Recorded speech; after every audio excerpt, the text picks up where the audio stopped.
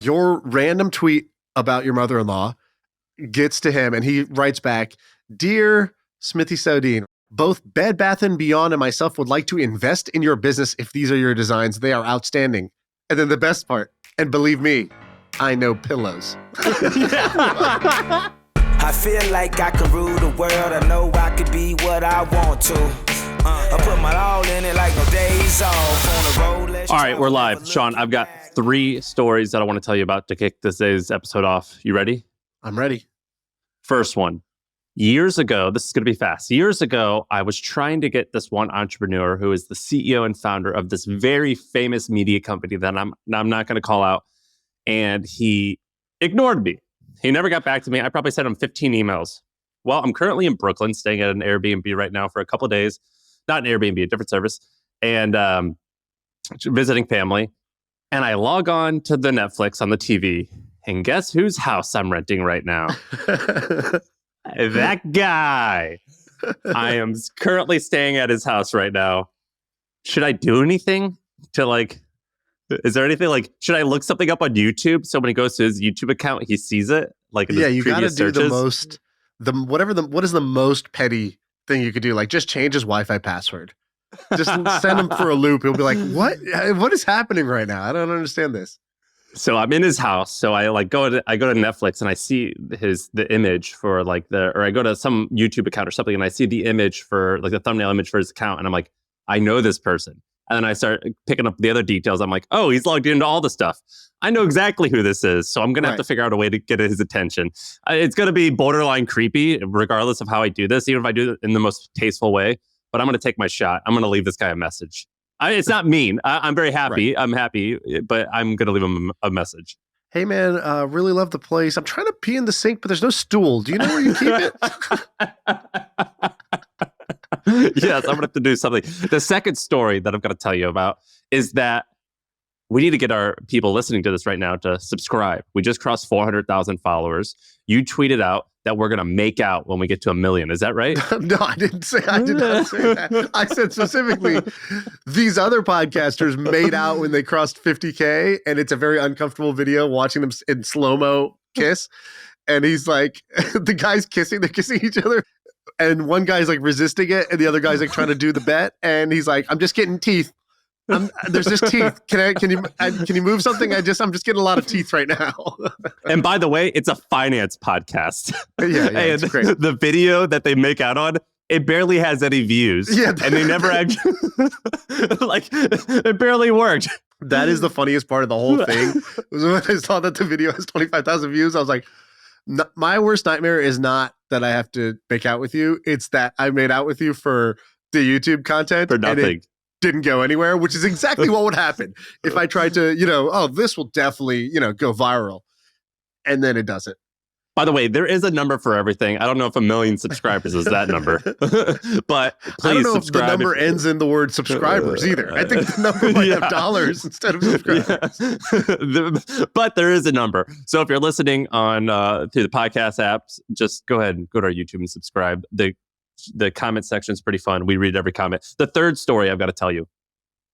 So I said this story a little bit. I haven't given an update on it. But about 3 years ago, my mother-in-law, who loves to sew, she previously, a long time ago, used to even sew wedding dresses and things like that for friends. But now that her kids are grown and out of the house, she starts sewing again. She goes, Sam, I think I want to start a business online. Can I drive you to the airport? And you can tell me how the internet works, basically. And I gave her free ride to the airport. Sweet. Yeah. Yeah. And I give her the most high level advice ever. So I can't even remotely take credit for this because it was basically well, there's this thing called Shopify. That's basically what the advice was. And there's a thing called the funnel where you get this many eyeballs and a percentage of them buy, whatever. The most basic thing ever. Well, 3 weeks after that, she sends me this website. And I'm like, Smithy, this website looks beautiful. They named your company the same name that you were going to name your company, though. What the hell? And she goes, that's my website. And I'm like, what? She's like, yeah, in fact, I already got my first sale. And I was blown away. Well, fast forward 3 years ago, she's done over $1 million in revenue. She's doing high six figures, I think, or she did high six figures in 23. And what's the store? So it's a pillow store, right? What is the name of it? It's Smithy's Pillows or something? So her birth name and the name of the store is slightly different. So her name is Smithy, but she spells the store's name Smithy with a Y. So the word Smith with a Y at the end. And then home, the word home, and then couture. So Couture. If you go to her Etsy page, that's where I think a lot of her sales come from.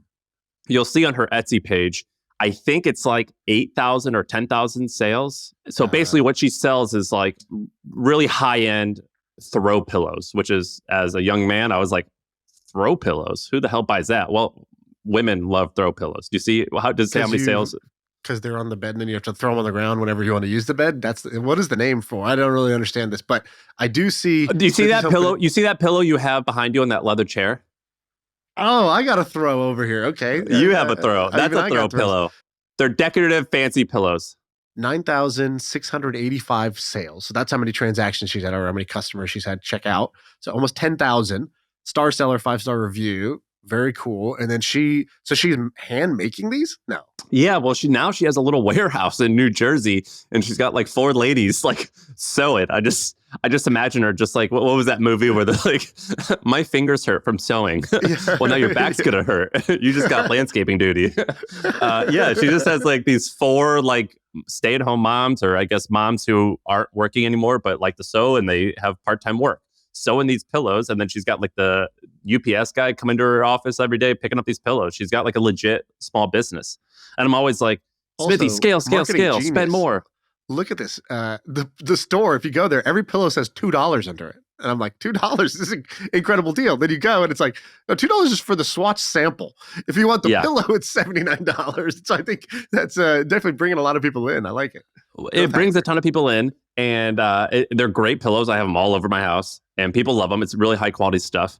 And so I'm like, Smithy, you got to grow this thing. Scale.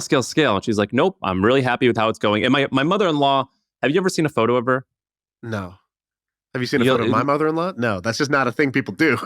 Well, I tweeted out pictures of her. And so she's like a very pretty woman. She like, I call her like the Haitian Martha Stewart. Like she's always really well put together. She just like dresses nice all the time. So very charismatic, like good energy type of person. I tweeted out that story 2 days ago, or maybe yesterday. I tweeted out that story. The tweet got like viewed by like 250,000 people. But that guy Marcus from The Prophet, what's his last name?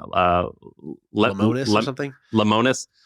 He's on that TV show, The Prophet. I think he's the CEO and founder or CEO of Camping World, which is like a multi-billion-dollar RV business.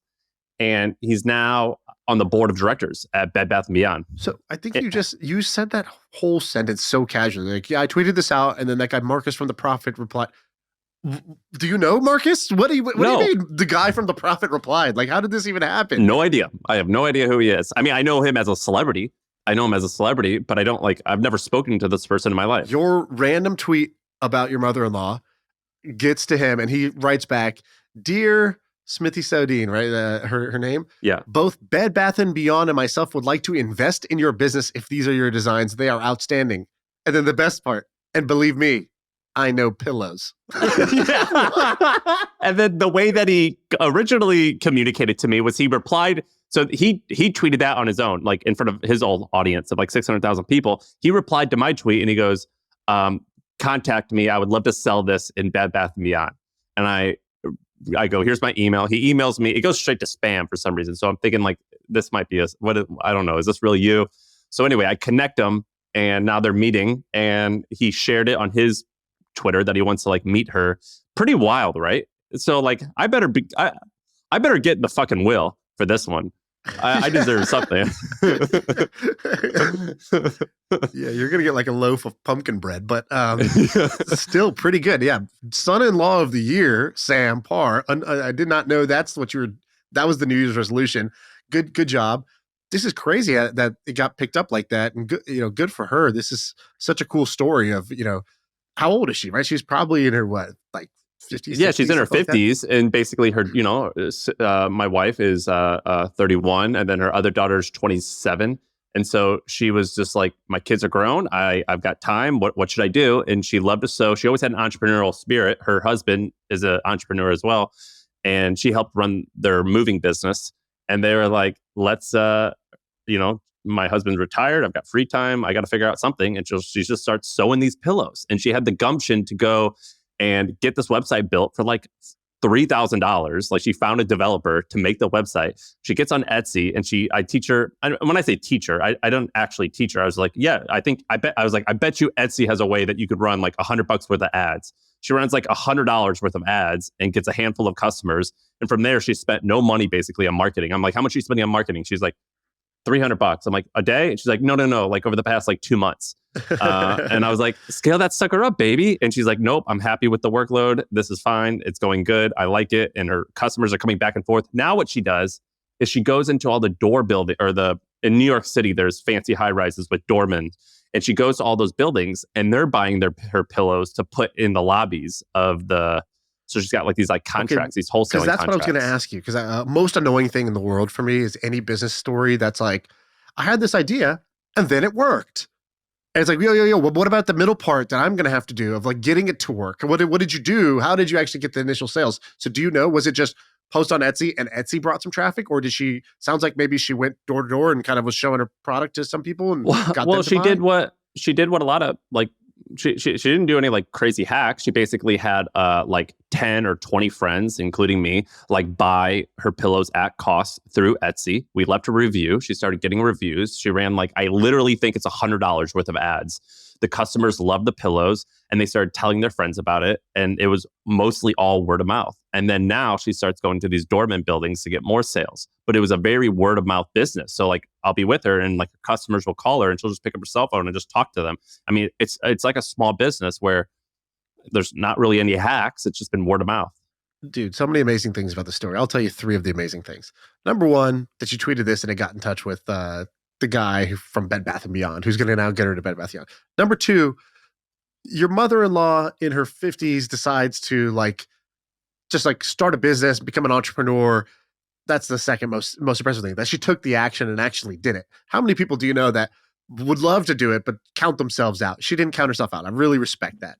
Number 3, that she found her version of enough. It's hard enough to win. The even harder part is to actually enjoy the win and not let the win turn into a loss because you start to stress out and try to keep up with the thing or try to grow it, try to keep going because you feel some stupid pressure to keep going. So being able to say, no, this is how I want my business to run on her terms, even more respect for that.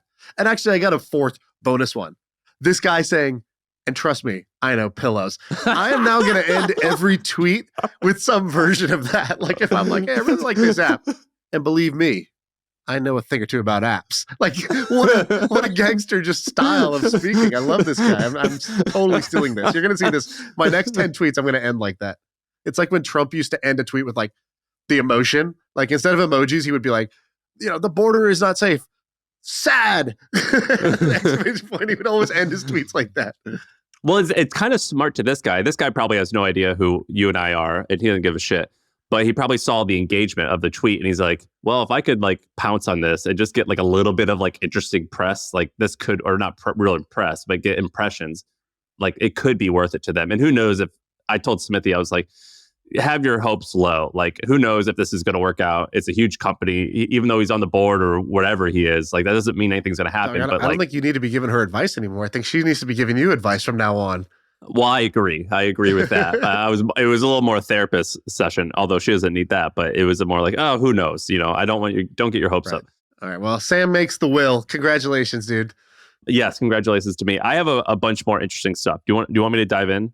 Yeah. Give me another one. There's these ads I've been getting, and it's by this company called Mad Muscle. So it might be easier if you just go to Facebook ad library and type in Mad Muscle. And they have these animations. It's a popular ad I see all the time where it's these cartoon looking guys. One picture is like a guy with kind of a beer belly at 20% body fat, and then a guy that's ripped at 10%. And like it's very eye-catching ads that grab your attention. And they've got these other ads where it's like a guy doing a bicep curl. Yep. Very catchy ads. They're very catchy ads. I get this ad like crazy. And so I was curious who's behind it. And I found a very interesting thing. I do this with every ad that's catchy. I go to the website, I scroll all the way to the bottom where it says like trademark, and then I'll say like the real name of the company, and then I'll research the company. So check this out. There's these 2 guys in Ukraine. They started this company when they were 25. Their name is Ivan and Dmitry. Originally, the company was called, the whole holding company is called AMO. So AMO. But they've got three arms of the business. And the first part of the business was AMO Publishing. Listen to these numbers. So they kind of created like these a little clickbaity like news websites. And then again, eventually they geared it toward moms. And so they have headlines like elderly couple divorces after 53 years of marriage. Later man sees ex-wife dating in a cafe. And it's an article. Then they switch to Facebook videos and they get crazy viral. And so at this point, they have 53 million followers on Facebook. They have this thing called AMO Mama, which has 14 million. They have AMO Nostalgia. They have AMO News. It's almost sort of like, I guess you could say like a Fuck Jerry, where it's like a social first news company.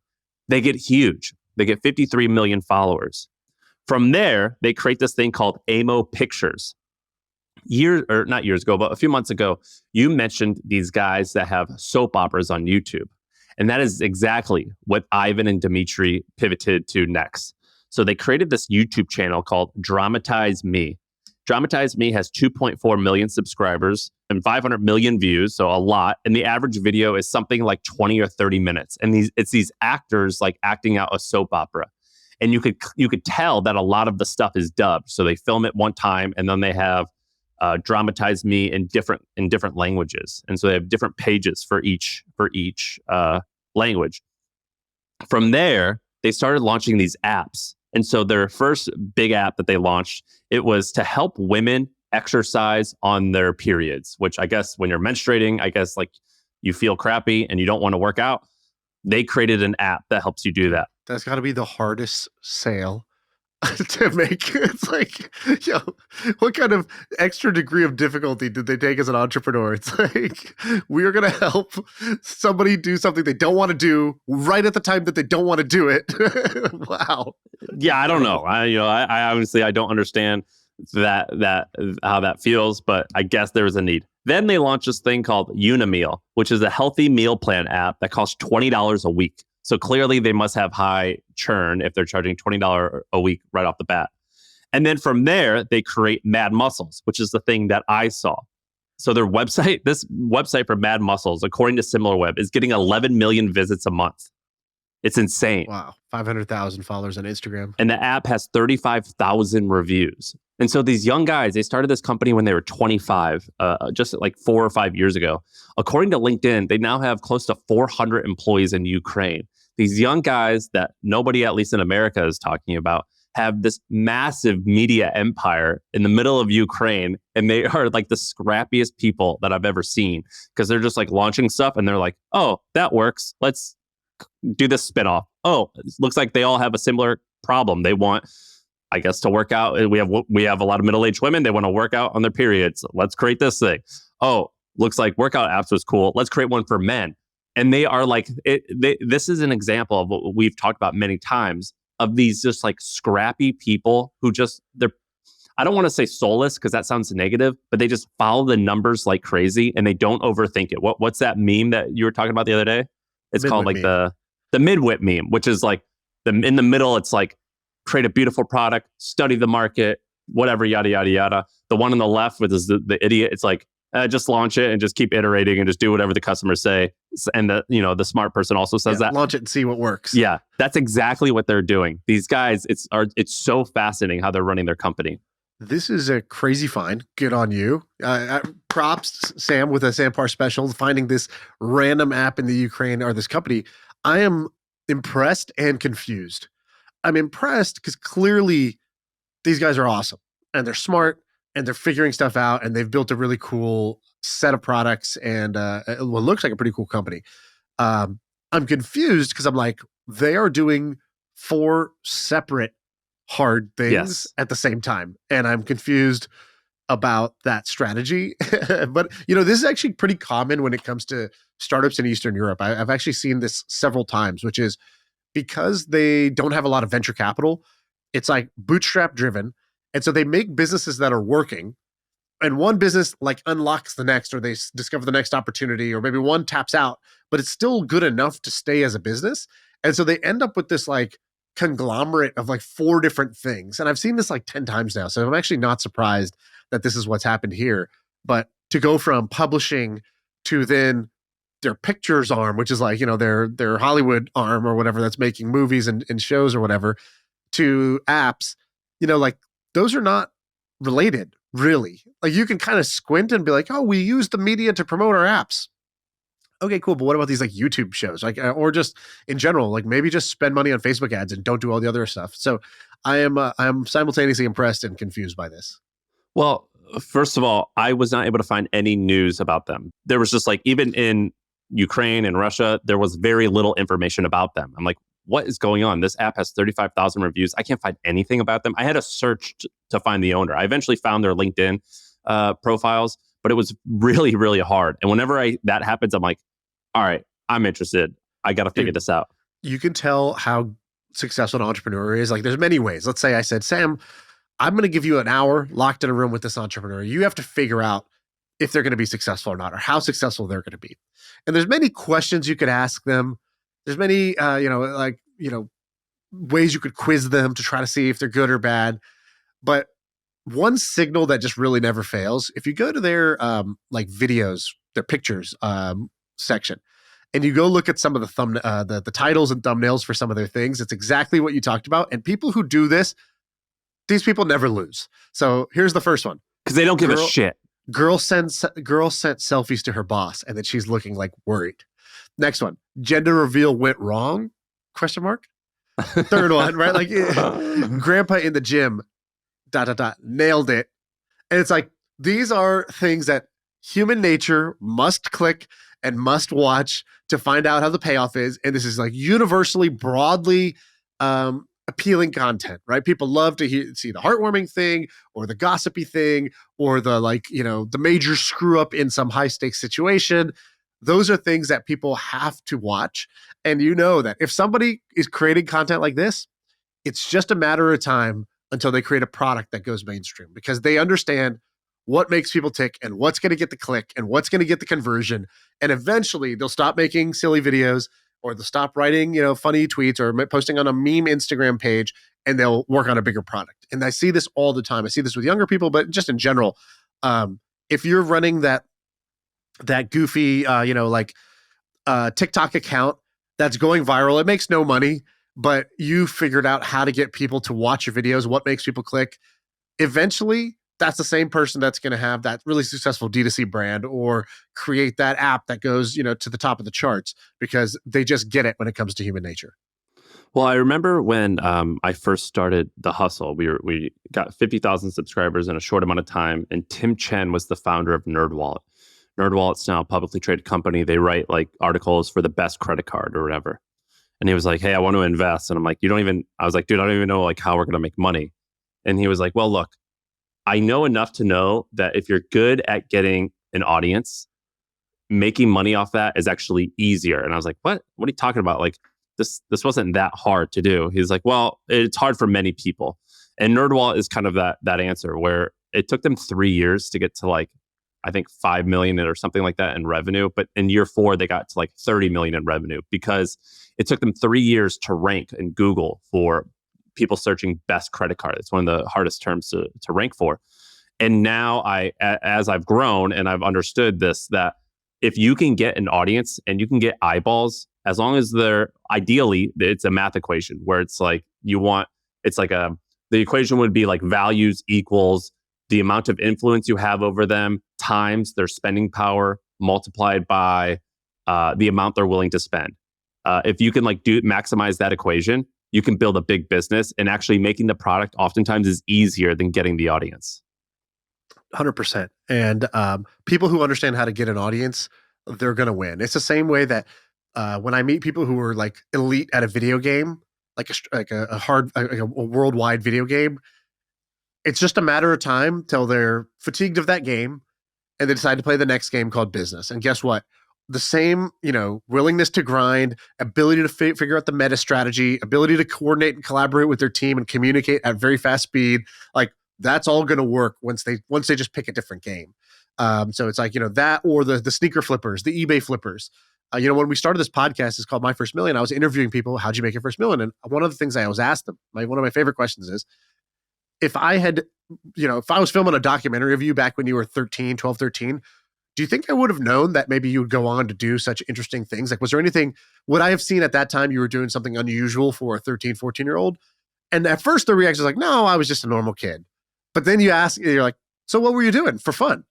And they're like, well, actually I was, my neighbor had these extra golf clubs. And so I actually realized that you could sell them on eBay. And so I would go to old people's houses. I would knock on the doors, ask if I could see their golf clubs, and I would buy their golf clubs and go flip them on eBay. You're like, okay, it's just a matter of time until you elevate from flipping golf clubs to whatever it is, SaaS software, whatever the bigger game is. But that's like such a high likelihood of success, or so highly correlated with success for people who have that background. All right, can I give you one more? We're going to do one more little small business one. Yeah, let's do it. All right. So go to this website called it's dumpsterenterprises.com. All right. So is this not safe for work? Okay, here we go. It's safe. It's exactly what it sounds like. So this guy joined Hampton, and I saw that his company was called Dumpster Enterprises. And I was like, dude, what the hell is this? Tell me everything about this. And so I was like, we're on the record. I want to talk about this in the pod. So whatever you tell me, is that okay? And he's like, yeah, I would love to do it. So I got his permission. And so this guy named Ian, his background is basically that he learned a little bit about SEO and web design. And he started making just a handful of how to make money websites. And it was like, this is all kind of only going okay.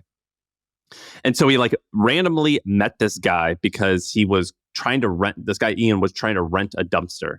And he started looking up the best vendors to find in order to bring a dumpster to his house. We're talking dumpsters when you move, you want a little bit of a bigger dumpster that you keep for 2 weeks. And he meets this guy and he's like, dude, I don't know how to do any of this SEO stuff, but I know all these vendors that are similar to me. And this guy's Ian well, can I have the vendors and maybe we can work out a deal where I'll pay you for giving me this vendor list. And so he does that. And so after 2 years, he builds this website called dumpsterenterprises.com. And if you scroll down to our notes document, this guy was pretty crazy. He gave me his full P&L for 2023.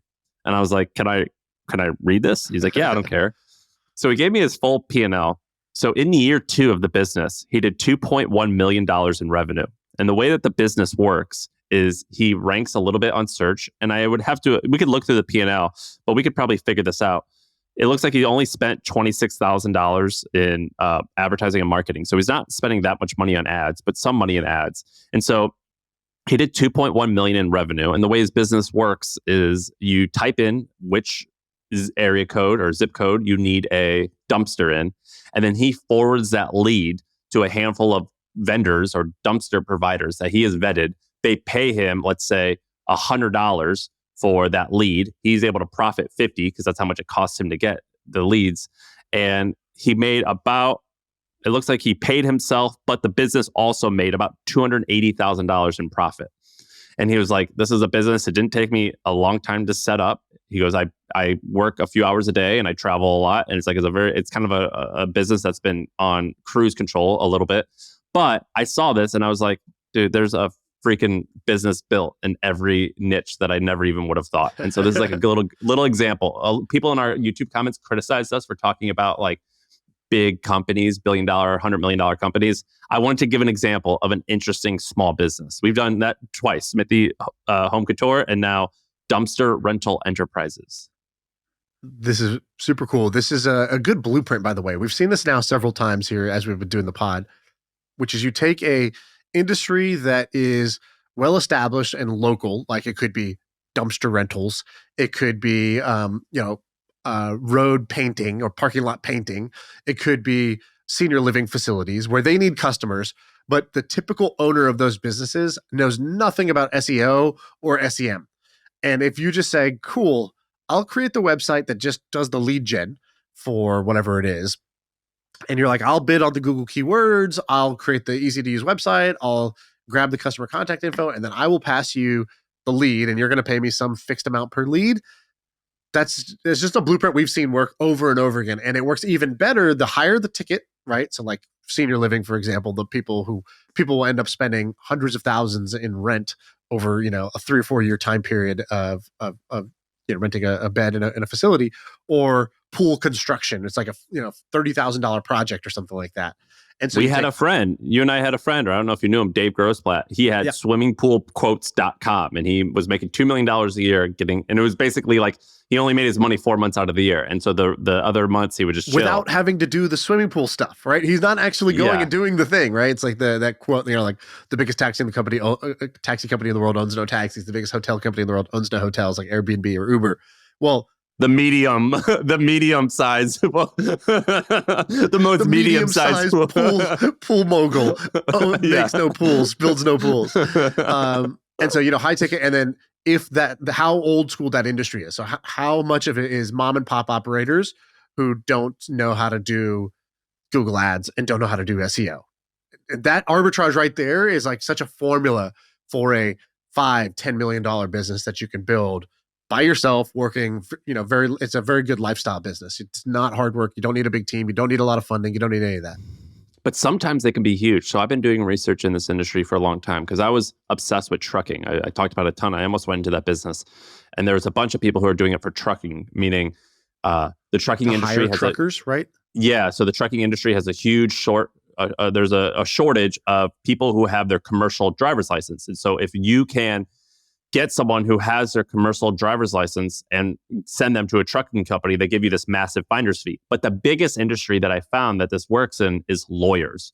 So I found there's like a site called like superlawyers.com that's owned by Thomas Reuters, a huge multi-billion-dollar, tens of billions of dollar company. But there was like a lot of the early Web 1.0 businesses that I looked up were affiliates or lead gen businesses for lawyers. Because if you look at what the most expensive, and this is how you know it's a big industry, you can just go to Google Keyword Finder. I forget what it's called now, but it used to be called Keyword Finder. You could type in the word lawyer, and it will tell you how much you have to pay in order to get a click from Google for the word lawyer. Now, if you type in something even crazier, like mesothelioma lawyer, it's like $1,000 a click, meaning only 5% of those will close. So this company is having to spend, I can't do that math because I'm an idiot, tens of thousands of dollars in order to acquire a client who wants to sue someone or whatever for mesothelioma issues. Like it has the highest cost per click I've seen is lawyer related. And I've seen multiple of these lead gen companies for lawyers that are doing hundreds of millions in revenue.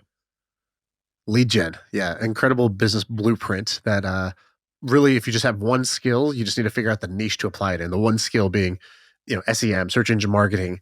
And how do you use that search engine marketing in a field where the people who run those businesses aren't great at it. And if you can just become great at it, it's a big winner there.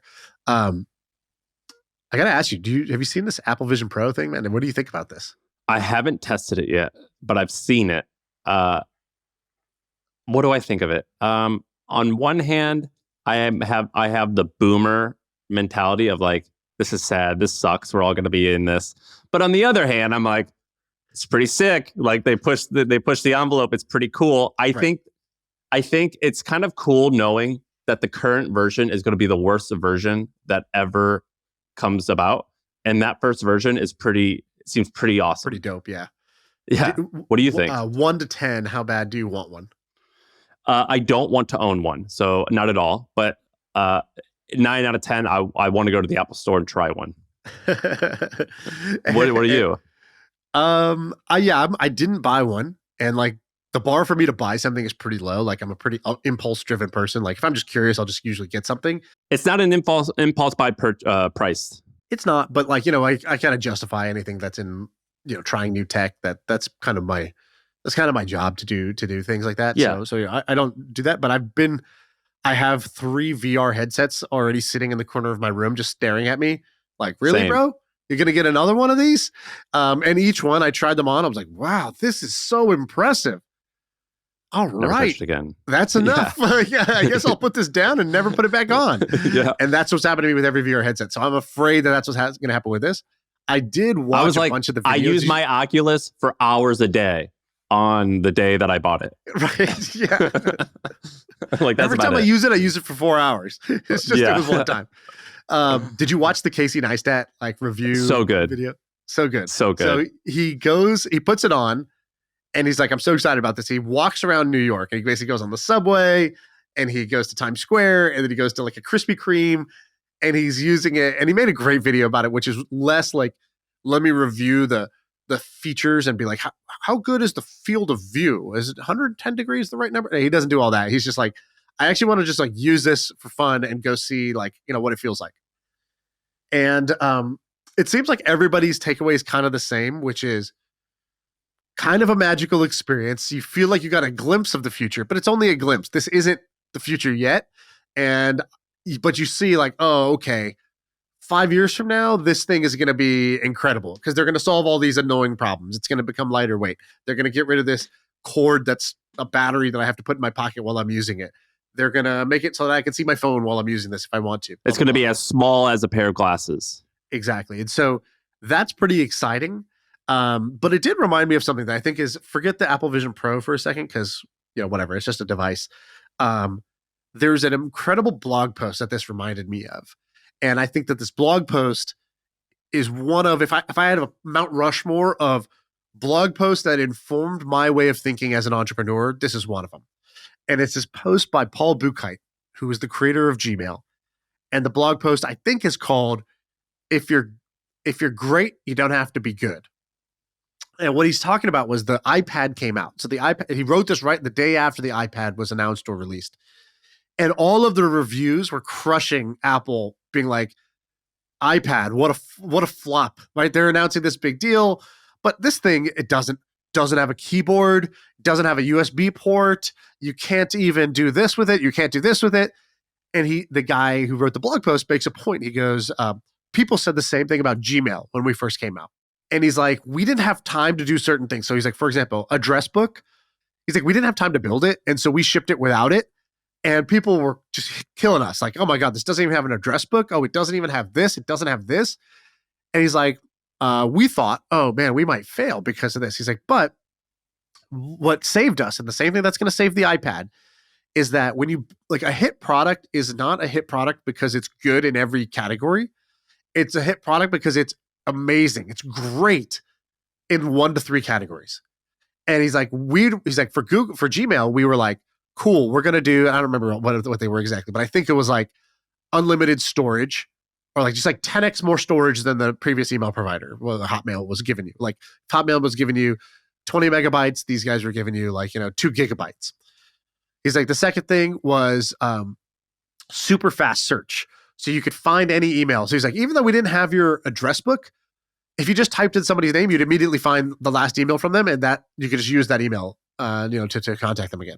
He's like, and the last thing was like threaded conversations. He's like, basically the ability for each email not to just be its own thing, but like every reply in one email thread, you can just see it all together.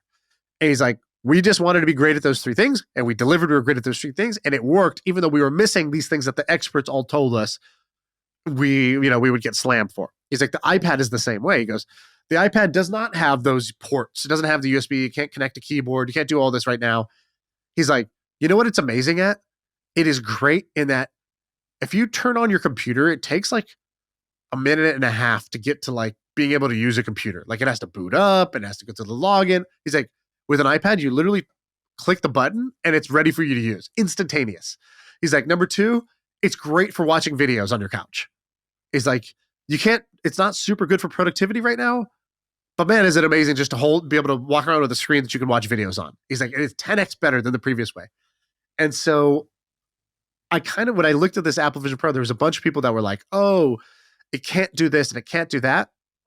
And what I've learned is, don't discount something because of those those limitations. Like basically does it have any extreme strengths? Because if it has a couple of extreme strengths, it's actually going to be a winner. Well, does it? There's this one ad that I think shows one of the extreme strengths. Watch that ad for a second.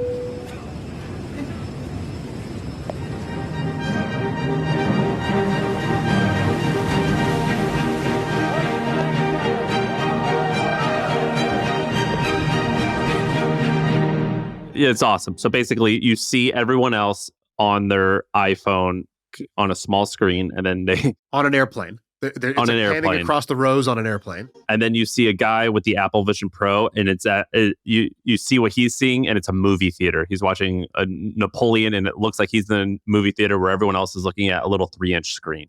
Exactly. And so you think about what is this thing great at? Because that's the signals of like, is this going to work? Is this the future or is it not? I think one that you can identify is the ability to, like, why would you ever go to a movie theater if you had one of these, really? Because you can have a even better than movie theater experience. You're at home. It's a full screen, like everything you can see is the screen. And even better, you can like actually like change the surroundings. You could be in the jungle with the theater, or you could be on, or, you know, in this case, you could be sitting on an airplane and have the theater come to you. Are you imagining somebody in a jungle? What I meant with that was like you could change the scenery behind in the thing. But in this case, it's where he's actually sitting is on an airplane, where like nobody else can see what he's seeing, so it's private, which is cool. Because I hate kind of on an airplane when like you're working or whatever, you're typing emails, and the person actually can just read everything. So it's private. I sat next to a guy on the airplane, and he was an old guy, and so his the text on his phone was huge. Yeah, and I could see him talking to his assistant, and I could see his name, and I looked him up on Wikipedia, and it was a famous producer, and I'm like, oh, it makes sense. This producer lives in this city where I'm leaving from, and so like I knew like all about this guy just from seeing his text messages. It was weird. So I think private video is one way that this is great. I think the second way that's great is like the theater experience. I think the third is like any sports or concert experience.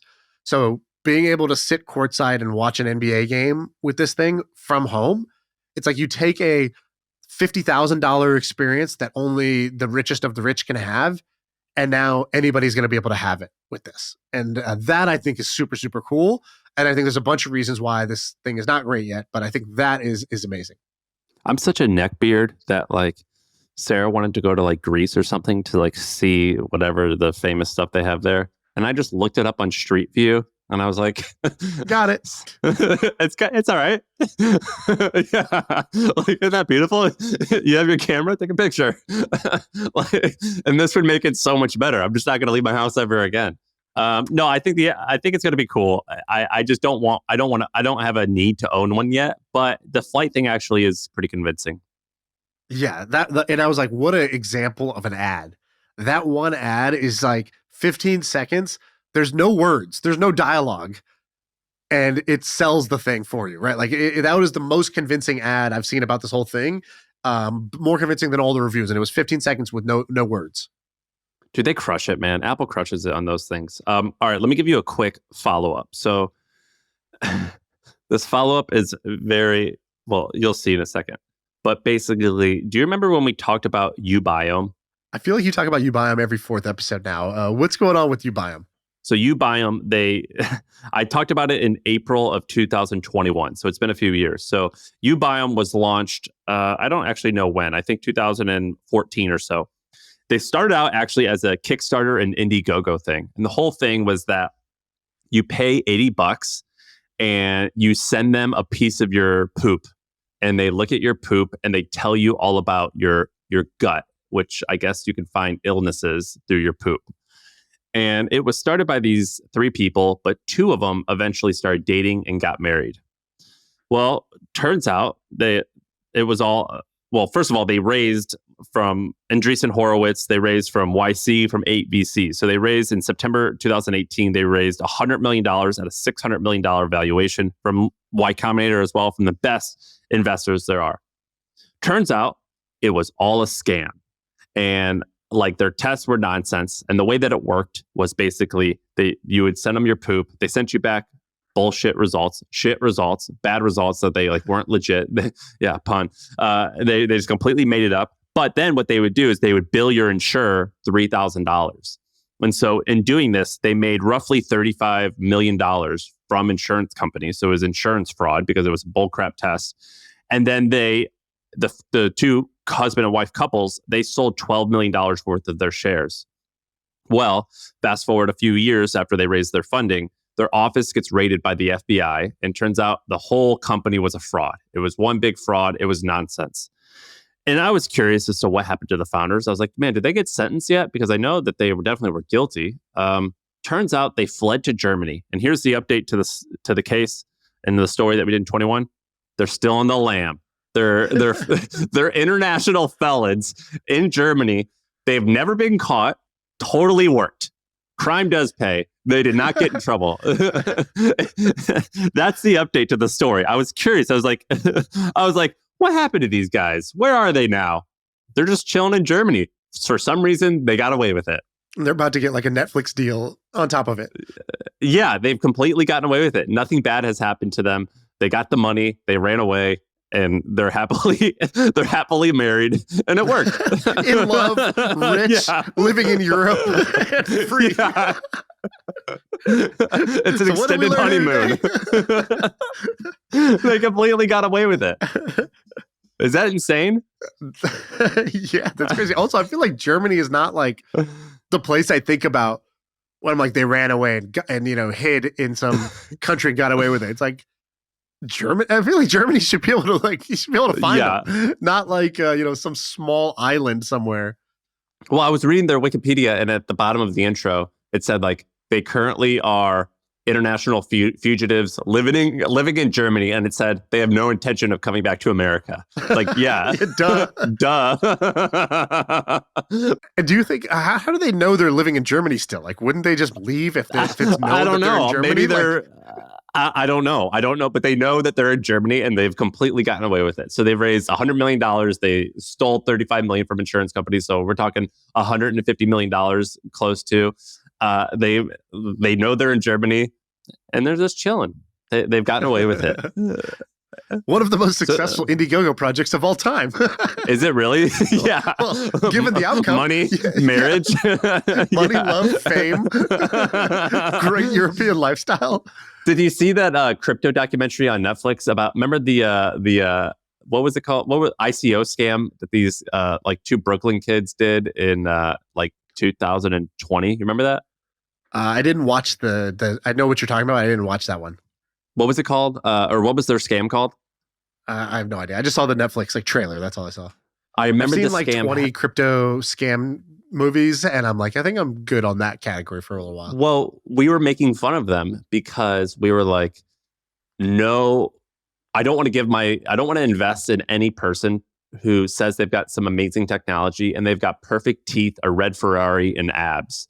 And we were talking about this guy, and obviously it was clearly a scam. They paid Floyd Mayweather to endorse it. They paid what's that guy, DJ Khaled, to endorse it. It was like clearly a scam.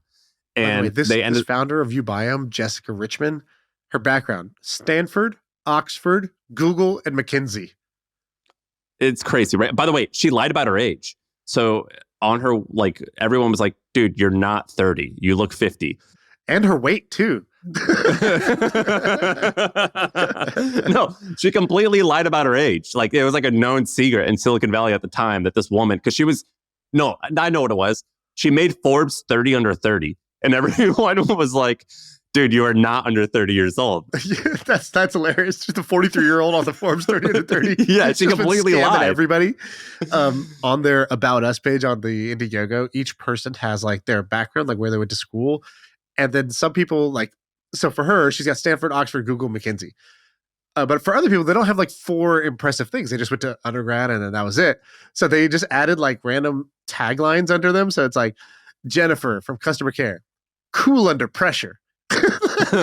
Yeah, no shit. Next to Samantha, customer care, appetite for knowledge. Another one, hunger for fraud. Just absolutely no conscience. Yeah. Great at hiding. Exactly.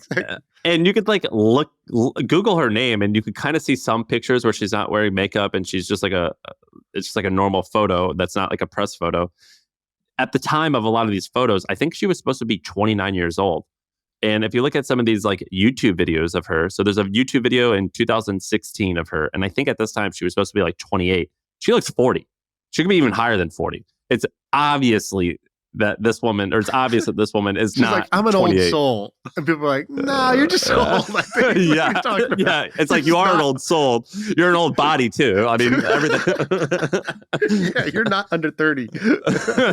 This is crazy. Yeah, that's a real yes and. Yes, you are an old soul. And also. So she married the co-founder? Yeah, the guy with the beard. They like fell in love and got married, and now it's like they're Bonnie and Clyde. It's just crazy they got away from. We hopefully have someone who's listening to this has worked there, can actually give us insight. But I looked for like any type of like update on this story that I could find, and everyone just says, yeah, they're just hanging out in Germany. They're just, I mean, it sounds like they're living a normal life, and they completely got away with it. The haters all said it was a fraud, and the haters were right. Shout out to the haters. Yeah, it says, listen to this. It says, there's a headline. It says, the poop testing startup founder who lied to get on the 30 under 30 list is now officially a fugitive. Yeah, and so like I guess everyone knew that it was nonsense. Oh, by the way, here's her age. She's 47. She's 47 years old. And 2 years before that, when she was 45, she was on Forbes 30 under 30. That's a caper, man.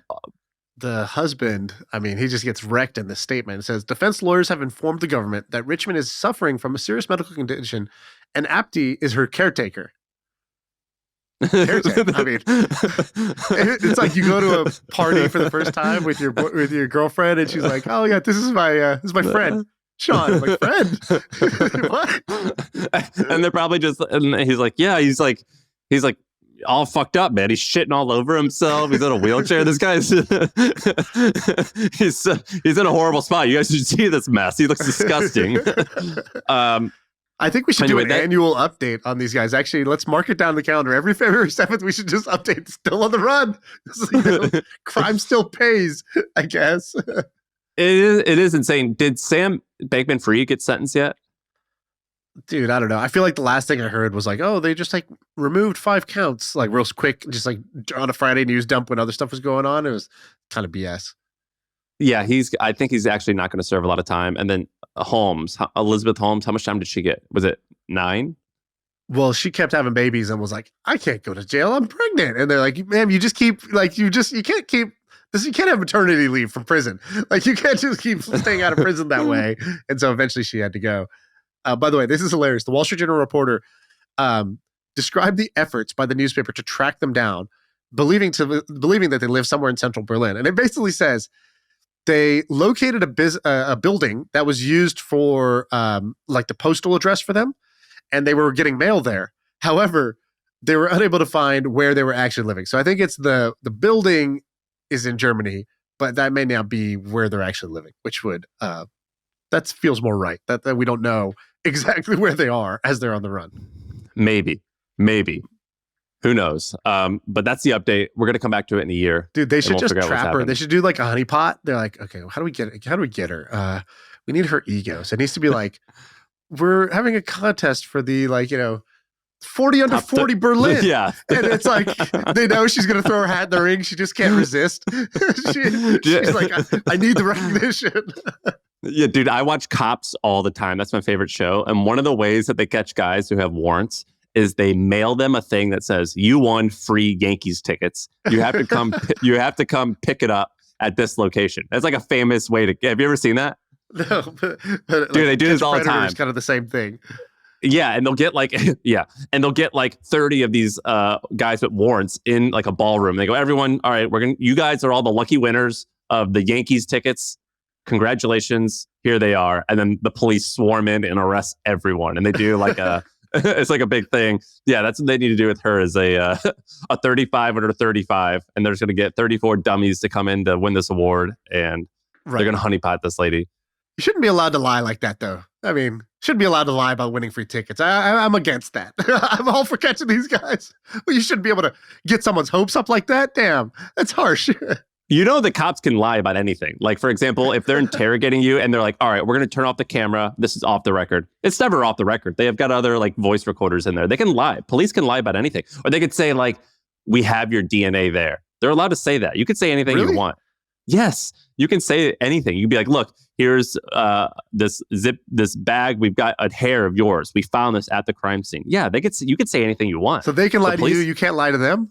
They can lie to you. Correct. An officer is allowed to lie. Like when you're getting booked, they 100% can lie to you. Rough. It's a rough world out there. All right. I don't know where to end it, but that's the pod. All right, that's the pod. I feel like I can rule the world. I know I could be what I want to. I put my all in it like no days off. On the road, let's travel, never looking back.